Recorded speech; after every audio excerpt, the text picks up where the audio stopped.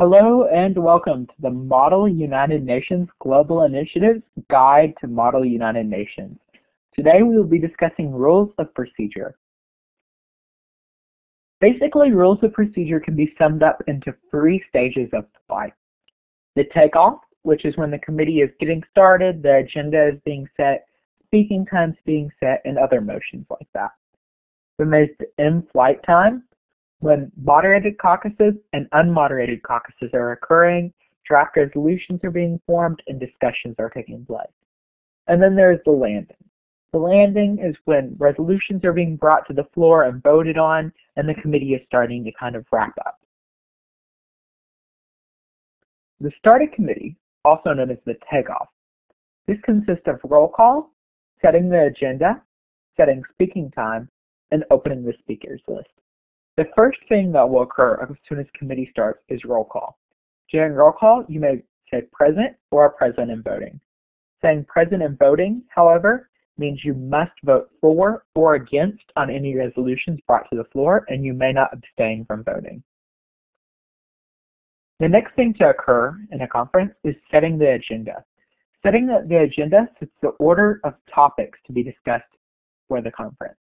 You would word this motion as, the delegate of Canada moves to set the agenda to topic B followed by topic A. There will be 2 speakers for and 2 speakers against this motion before it moves into voting. However, do note, if a motion for topic B followed by topic A was to fail, the agenda would automatically be set to topic A followed by topic B. This is always the case if there are no more than 2 topics to be discussed during the conference. Next up is setting speaking time. During setting speaking time, the one major question is whether questions will be inclusive or exclusive.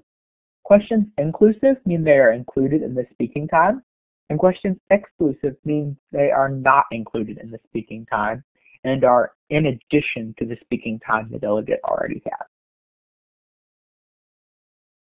After that, we move into the kind of in-flight time, which is when discussions are happening and resolutions are starting to be formed.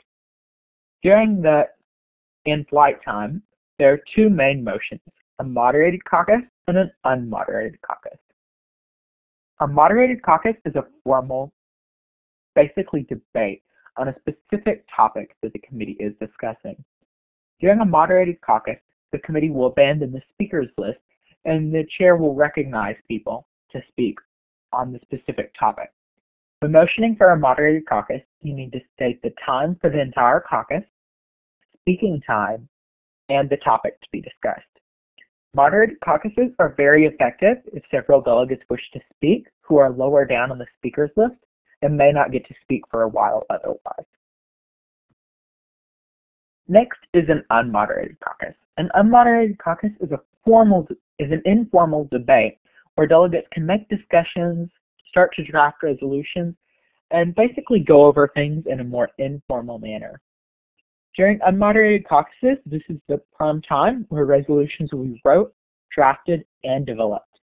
Unmoderated caucuses are also great times for discussing amendments and trying to get sponsors to recognize an amendment in the resolution as a friendly amendment.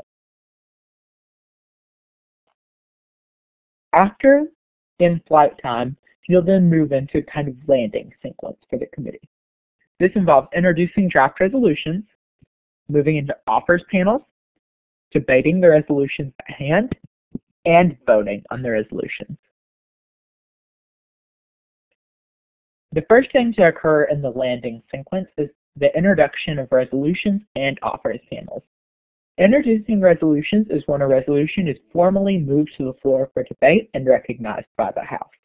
This is just a simple motion that then allows for the House to debate the resolution at hand.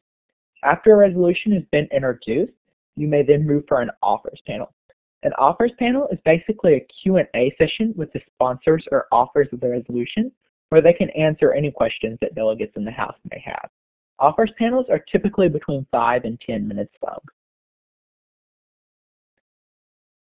Next, you have debate on resolutions. Debate on resolutions generally occurs in moderated caucuses that are specific to certain elements of the resolution that the House has concerns with, so those can be addressed and discussed before moving into voting procedure. Sometimes unmoderated caucuses are also used to debate resolutions and address concerns in a more informal manner. After the resolution is finished being discussed, the House can then move into voting procedure. Once the House moves into voting procedure, there are two ways to vote. The first is a default vote, which is placard vote, which is the vote that's automatically assumed unless a motion is made. During a placard vote, you may vote for, against, or abstain from voting on the resolution. Abstaining from voting basically means you are forfeiting your right to vote on the resolution. You may also vote using a roll call vote. In order to do a roll call vote, you simply need to motion for a roll call vote, and there is no vote on whether to accept that motion. It is automatically accepted by the House. A roll call vote is where a chair calls on each country individually to vote. During roll call, you may vote for or for with rights. For with rights means you have a brief moment to speak as to why you decided to vote for the resolution when you typically would not. You may also vote against or against with rights. Same as for with rights, against with rights is to explain why you're voting against a resolution that you would typically vote for. You may also abstain during a roll call vote. That is the end of our Rules of Procedure Guide to Model United Nations. Check out our website each Monday for new tutorials. Tutorials are posted online every Monday afternoon. We hope to see you soon at one of our other tutorials.